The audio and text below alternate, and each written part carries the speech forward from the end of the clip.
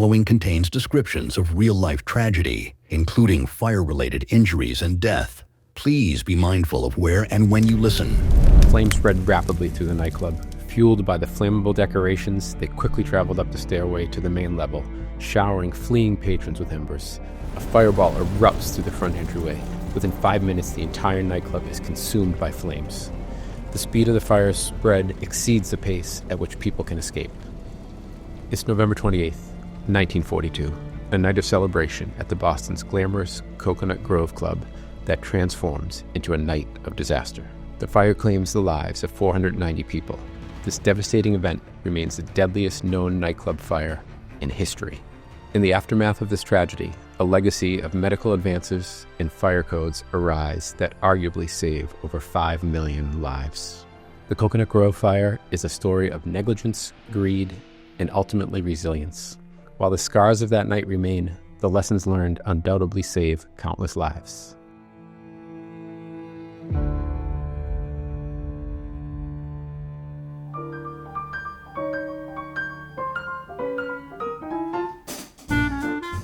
The Cocoanut Grove, located at 17 Piedmont Street in Boston, is a popular nightclub that has been operating since 1927. It is a single-story, reinforced concrete building. The club measures approximately 10,000 square feet and features a main dining room, a foyer, and a caricature bar. It also has a basement level called the Melody Lounge. The club's decor includes leatherette, rattan, and bamboo wall coverings, along with heavy draperies and dark blue satin canopies on the ceilings to enhance the tropical ambiance. The support columns in the main dining area resemble palm trees, complete with light fixtures shaped like coconuts.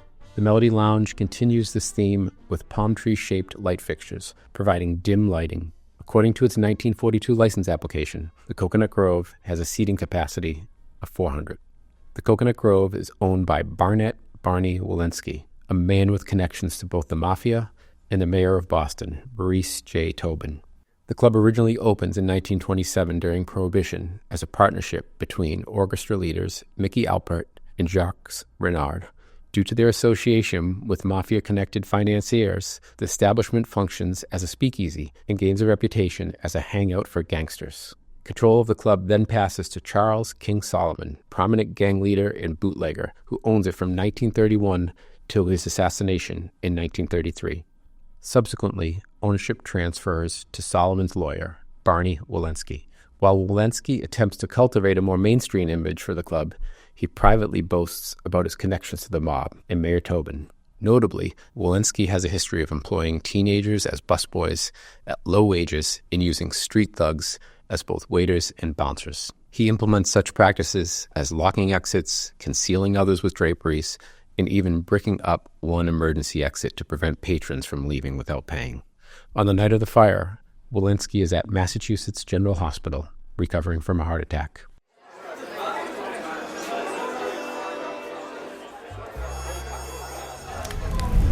Fire breaks out in the Melody Lounge at approximately 10:15 p.m.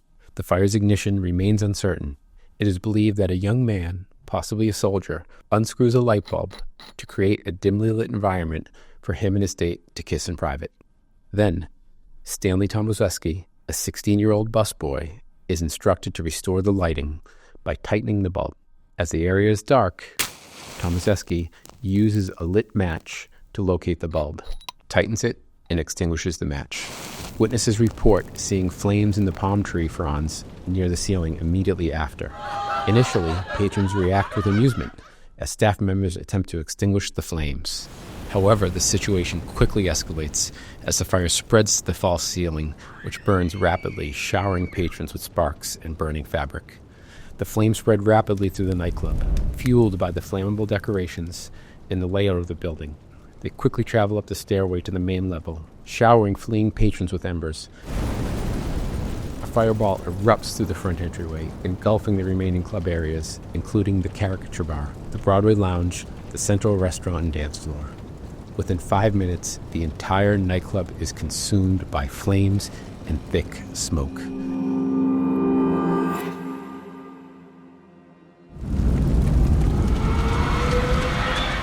The speed of the fire spread exceeds the pace at which people can evacuate. Coconut Grove is significantly overcrowded on the night of the fire. Official estimates indicate over 1,000 people are present, far exceeding the maximum occupancy of 460. Some patrons succumb to the smoke while still seated. Firefighters discover numerous deceased guests still sitting in their seats, drinks in their hand, having been overcome so swiftly by the fire and toxic smoke that they have no time to react. Others attempt to crawl through the darkness and smoke, desperately searching for exits, nearly all of which are either non-functional, locked, or concealed in non-public areas. The combination of overcrowding, blocked exits, and the rapid spread of the fire results in a devastating loss of life. The primary entrance, a single revolving door, becomes impassable as panicked patrons rush to escape. Bodies pile up on both sides, jamming the mechanism until it malfunctions. The fire surges through the broken door, incinerating those trapped within the pile. Firefighters must extinguish the flames before they can even approach the door. An onlooker reported, "There were people trapped inside. You could hear them and you could see them. Once in a while, one of them would work their way out, and they were lying in the street. And the ones that did get out, their shirts were torn off of them. Their backs were bloody from where people had clawed them like wild animals."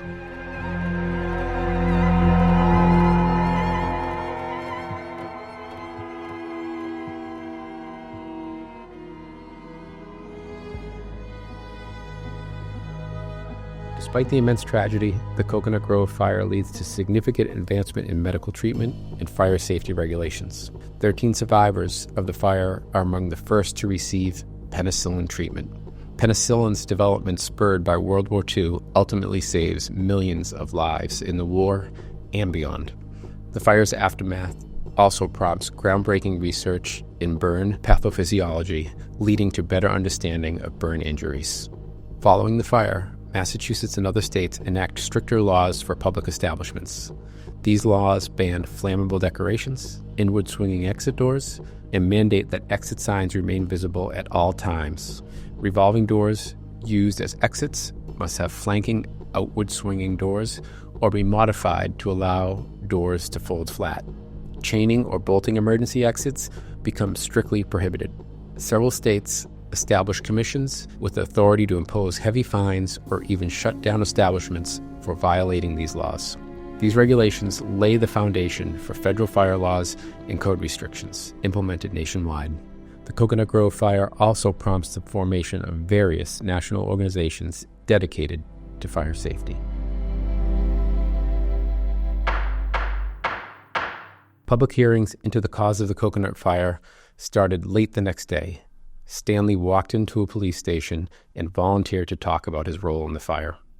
On Monday, he took the stand. He said he didn't think he started the fire. Asked again, he said he thought the fire started in the palm tree. The official report didn't determine a cause for the fire. Furthermore, it said Stanley did not start the fire, but a Boston Herald headline on Monday morning announced, "Busboy fixing light with a match set fire."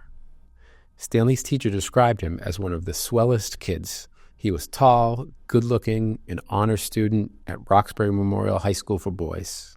He worked 9-hour shifts at the Coconut Grove on Friday and Saturday nights for $2.47 an hour, plus tips. The money went to his sick mother and father and to pay for war bonds. Public outrage against him was intense. For months, Tomaseski stayed at the Kenmore Hotel under police guard for his own safety.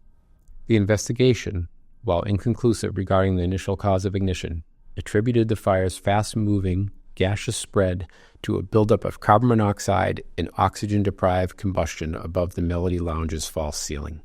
This gas, heated within enclosed spaces, rapidly ignited upon mixing with oxygen, traveling up the entryway, up the stairway, and along the ceilings. The stairway's thermal draft further accelerated the fire, while the intense heat ignited the pyrolyxene, aka leatherette wall and ceiling coverings, releasing additional flammable gases.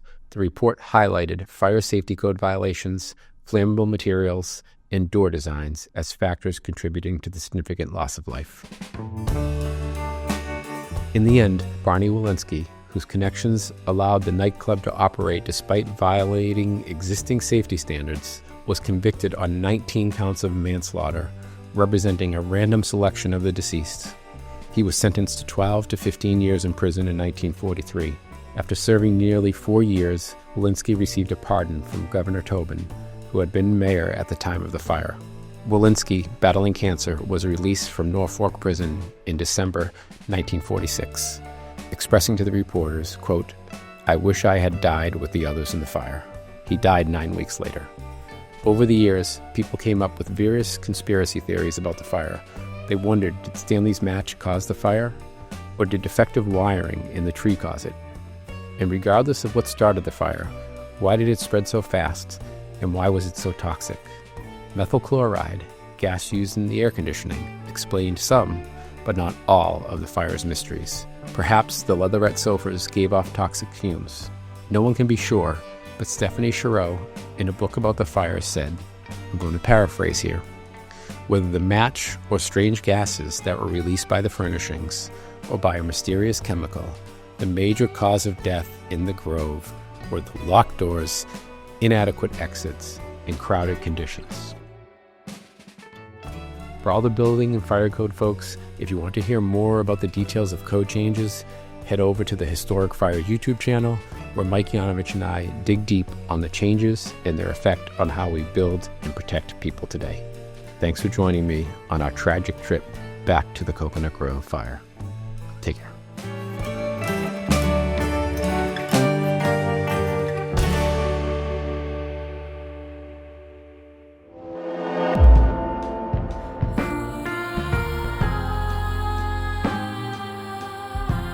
So, Mike, pretty wild story on multiple levels, but what'd you think about that?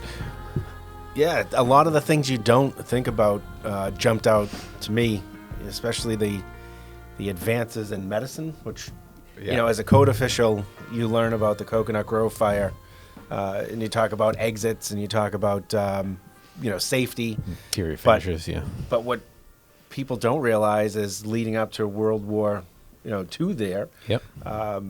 You had, penicillin Yep. and burn care, which is, state-of-the-art burn care that was used on the victims of the Cocoanut Grove fire. So that's what stood out to me. Code always stands out to me, but as far as something that you don't think about, that definitely stood out to me. Yeah, a ton of advances. And it was impressive to see. So Mass General Hospital you think of as like an elite hospital, but Boston City Hospital, which is still around today, that was a big part of it. And, and then you look at what the Shriners here that we have in Massachusetts. And this is an interesting one because Mike and I are both from this area. So we're talking about a fire that has happened locally that we kind of know of pretty well. If you're from another part of the country and you're listening to this, I'd be curious if you had heard of the Cocoanut Grove fire. It is interesting the amount of Massachusetts or even New England fires that are known nationally as kind of like monumental, what we're calling historic fires that really kind of changed the lives and the way we build and the way buildings operate. You don't want to wear that badge, but the response is really, the changes is really what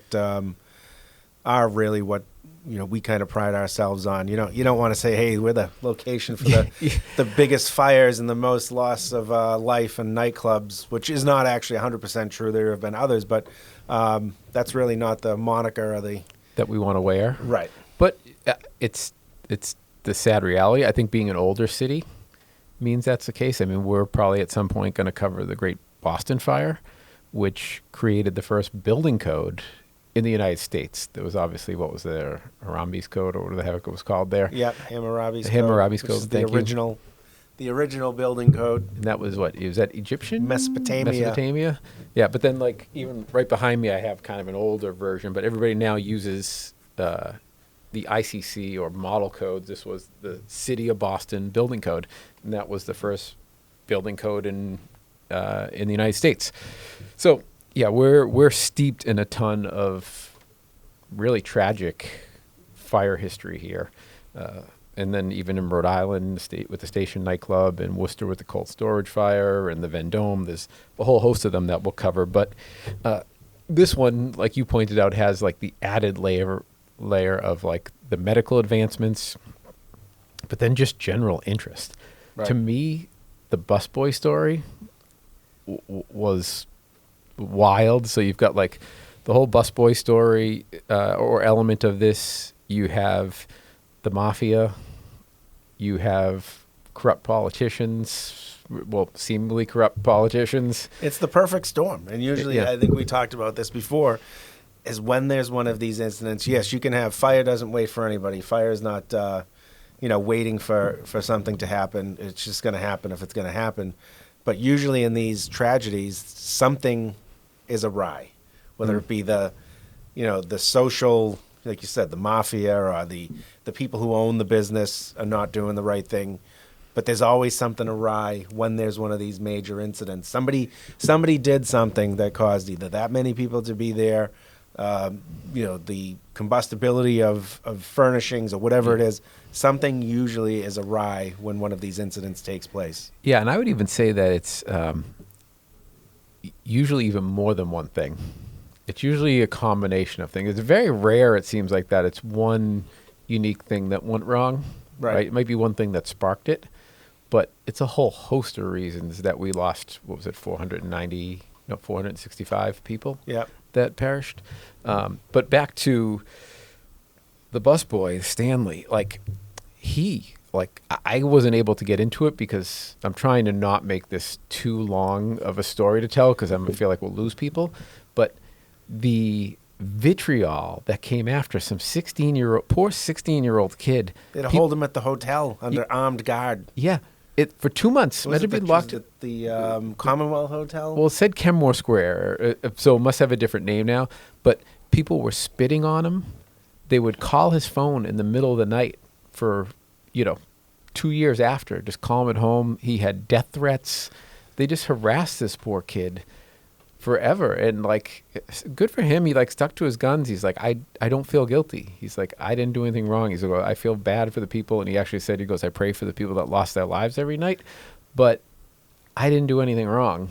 And it's wild that the vitriol, like I said before, that this poor guy went through. It was terrible. Anytime something like that happens, people are looking for somebody to blame. And it's usually, once the investigators and whatnot get close, they get tunnel vision, Yeah, but to scapegoat this kid, though, there's plenty of scapegoats here. How about the guy that, I don't know if we're going to swear on this, but maybe we'll bleep it out, but the guy who fucking bricked up exits was hiding exits because they didn't want people to sneak out without paying. And you see that still to this day, fires where you're seeing this happen and where it's people locking doors, covering stuff up because they're worried about people leaving without paying. Yeah. I mean, again, if you look at who was involved, and I think we'll get into that. Yeah, let's do it. The political, the mob, the local business owners, the governor or the mayor at the time, with a somewhat of a connection. What do you think's going to happen, right? People are going to go to they say shit rolls downhill.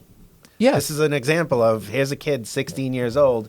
Hey, we saw the kid, right? He was had a lighter and he was, changing the light bulb. Of course, that's going to be the story. That's the path of least resistance for people to go with and not implicate people with ties to the mafia, politics or mafia, or you know what I mean? Yeah, that's a good point. Maybe it was fear that kept people from going after the nightclub owner more. But at the end of the day, isn't he the perfect villain? Greedy, right? As many people as you could get into the space, right? Because every person sitting there is money.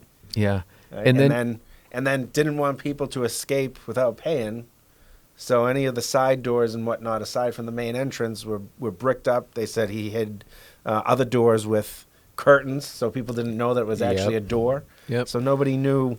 And then, not to go too far into it, if you think about this, you walk into a space and you go and sit down. Most people aren't looking for exits. No. I do. Me too. That's just because of the nature of the business. But where are most people going to go to if there's an incident? Let's say it's even a fire alarm goes off or there's a fight, or where are people going to go to? Where they came in. Yeah, and there's been plenty of studies that show that is exactly what happens, right? They review existing fires, but then believe even just people have studied where people will go. And they changed codes because of that. Right. Now you have to have egress capacity. You have to field 50 or 75% has to be accounted for in the main entrance. Right. Because that's what they know. They know people are gonna go there, and like you said, I do what you do is I say, what's the way I didn't come in, because that's where I'm going if something goes sideways. But even then, if you're sitting next to an exit and you can see it, you'll still go away from it. But you may have an opportunity. Yes. If it's available and you can see it, right? Yep. And in this situation, people couldn't see the exits. They didn't have an option. They were going with their intuition and, the fact that they couldn't see another exit around. Yeah. And intentionally they couldn't see them. Right. And that's why, why isn't it Barney Walensky and not the busboy? Right. Why aren't they going after him? And that stuff you continue to see over and over again, right? Like Station Nightclub fire. There was a guy at the door not letting people out, saying, nope, this is for band only, while the fire was going on. Right. Right. So, it seems like some of these things we just don't learn, or we just forget. I think another interesting facet that I wasn't able to get into that much is like setting the scene of what was happening there. So like the Cocoanut Grove at the time was, it was, think of the most prominent nightclub in your area now. It was that, but then tenfold, because it was a different time period, right? Where there wasn't all these other options. Going out for dinner and dancing at a club was really your only nighttime option. And the Cocoanut Grove at the time had probably kind of like a Studio 54 kind of feel to it. It was the big band area. You had the big bands playing, and that's what you did. You went out, you had dinner. It's like the supper clubs. That's what they call them all the time. But this was the place in the city. Right. And another interesting thing happening, and I grabbed the sign from it, Boston College was, and I'll hold it up here for people that are watching, was an undefeated football team. They were set to go to the Sugar Bowl. They were playing Holy Cross that day, and the plan was for that whole team to go and celebrate their undefeated season at the Cocoanut Grove. Wow. They lost to Holy Cross, never showed up. And now, hey, if they showed up, maybe the fire doesn't start, or if they did show up, all of them would have died too. Right. So it was just like that was the place to be, and and you had these gangsters, and then even prior to Walensky owning it, King Solomon, who Jewish mob guy, a pretty prominent mobster. I saw one headline that referred to him of like Boston's Al Capone. He was actually mentioned in Peaky Blinders. There was one episode where they come to Boston, and Alfie, who's the Jewish mobster in London or in Birmingham, wherever the Peaky Blinders are, mention King Solomon. Oh, that's wild. Yeah, I feel like there's even a Fuji song that mentions King Solomon. They might be mentioning the original King Solomon. But, yeah, and he was the last really non-Italian mobster in the city of Boston after he was assassinated. Another layer of interest here, right? The guy gets assassinated, and that's how Walensky takes over. So fascinating on so many levels. And then the code piece, right? Capacity. Yeah. Way over capacity. It was supposed to be 400. They were over 1,000 that night.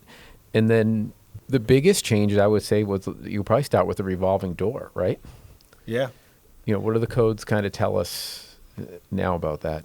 Well, that's the perfect storm, just to go back to where we said there were multiple things wrong, right? And capacity being one. Mm-hmm. It was 460 some odd, 400 and some odd was the allowed capacity. Yeah, 400 even was the allowed capacity. It gets confusing because 465 died, so you're always mixing up that number. And they think probably 1,000 or more people in that space, so we start the storm right there. Then we add in the blocked egress because of the owner not wanting people to skip out on their bill. Yep. And then the revolving door, which today, we have revolving doors. If you hit a revolving door, there's either going to be doors on either side of it that swing in the direction that you're traveling. Or they need to be breakaway. And they break away. So if you hit a panel and you can't get out because the door is stuck, the panel will break away. This situation, people hit the revolving door. There was no breakaway, and there was no safety mechanism. So you have hundreds of people in the revolving door, and it's just stuck. It's not moving. Wasn't breaking away. Wasn't moving. and they couldn't get out. So you have the revolving door issue. You had doors that opened in still. Yep. And think about hundreds of people. You try to open a door, hundreds of people. You can't open the door. So you had the door in the direction of travel. They were opening in. Yep. So we got door swing. We got a revolving door. We have either totally blocked or obscured exits, and then you have interior finishes. Right. So most people will recognize, the egg crate foam from the Station Nightclub fire. Like that's the thing that people gravitate to now. Petroleum-based product that is highly flammable. Here they had what was like a Hawaiian scene, apparently, Yep. a tropical scene, and they had palm trees and decorations and leis and whatnot that were highly combustible. Paper mache, essentially, is if you want to look at it. And then something that I didn't know was the furniture and wall coverings. Wall coverings were leather, but it was an imitation leather. Yeah, leatherette, they refer to it, yeah. Yeah. And then the furnishings themselves were a similar material that were highly combustible. That's something that I never knew previously. Some people think that leatherette was potentially off-gassing. That was a combustible gas, and that maybe contributed to the fast spread. But, yeah, so those are the four. Well, you can kind of lump egress all into one category. The big parts of egress, the revolving door, swinging the wrong way, and then obscured or block egress, exit signage that wasn't visible.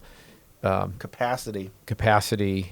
How many people can get through one door? Yeah. So now we have, and then talking about interior finishes, now we have in the building code, we have Chapter 8.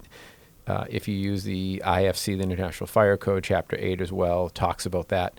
And you dig in all these things you'll see today, which is, you're not allowed in certain types of buildings to have combustible finishes on the wall. Some people might say, okay, well, I'm in a building like that and I see chair rail and baseboard and stuff, and you're allowed to have up to 10% that's combustible, right? But then you go into places like schools, and they get into how much, work you can hang of the students on the wall, because a lot of times you go into the school and you see how, like, people hang up the students' work, the things that they drew or their tests that got 100 on or whatever. In the classroom, you now can only have 20% of your wall out of that. And if it's an egress, you can only have 10% of a student's work hung on the wall.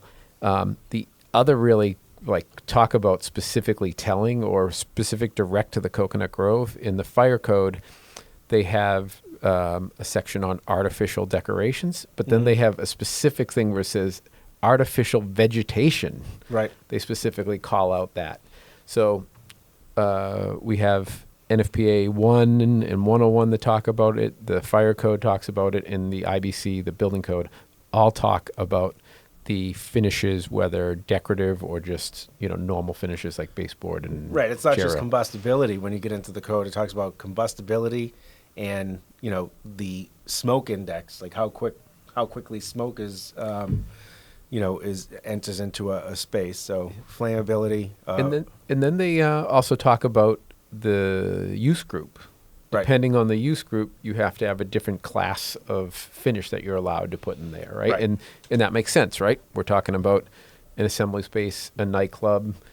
Those are things where you're going to want to have a much lower flammability of these finishes. And over the years, that was always doing inspections. That was one of the biggest, things that people pushed back on, whether it was a restaurant or whether it was a club or even the schools. I've done a lot of school inspections, and the conflict was, right, Department of Education, or Massachusetts, whatever the ELC or whatever the designation is of that state agency, requires X amount of the students' work to be displayed on the wall. So we'd go in and say, hey, you have this entire wall, and the teacher would say, well, they're telling me I have to.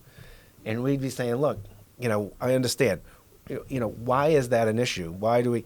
Because when you're talking about getting out of a building, right, and you want to get out without being burnt or without being overcome by smoke, the more combustibles there are, the quicker the fire is going to, spread. And the quicker, what people don't look at is most people are overcome by the smoke before they're overcome by fire. So that's going to produce smoke. That's going to produce gases.